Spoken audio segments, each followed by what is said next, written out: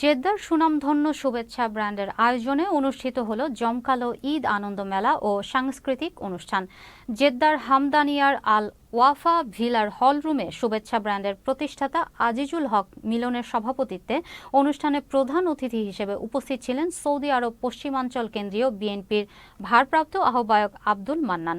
অনুষ্ঠান সার্বিক সহযোগিতায় ছিল জেদ্দার ঐতিহ্যবাহী ইয়াং স্টার ক্লাব। অনুষ্ঠানে জেদ্দার সামাজিক রাজনৈতিক সংগঠনের নেতৃবৃন্দ সহ অসংখ্য প্রবাসী বাংলাদেশিরা উপস্থিত ছিলেন।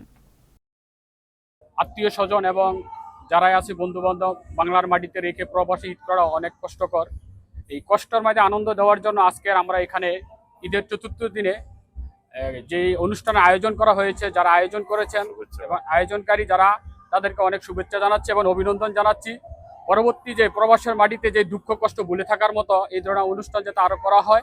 ঈদ পরবর্তী আজকের যে অনুষ্ঠানে আসছি আমরা শুভেচ্ছা ব্যান্ডের শুভেচ্ছাতে আমরা বলতেছি যে যাক আলহামদুলিল্লাহ অনেক সুন্দর হয়েছে, ভালো হয়েছে।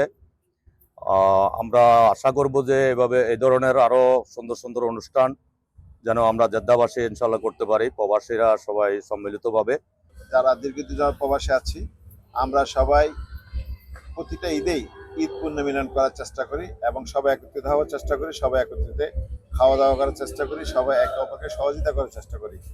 সেই সুবাদে আমরা আজকে শুভেচ্ছা ব্যান্ডের উপলক্ষে আমরা সবাই একত্রিত হয়েছি এবং এক টুকরো বাংলাদেশের শত শত প্রবাসী যারা একত্রিত হয়ে আজকে আমরা ঈদ উৎসব সবাই একে অপরকে ভাগ করে নিয়েছি।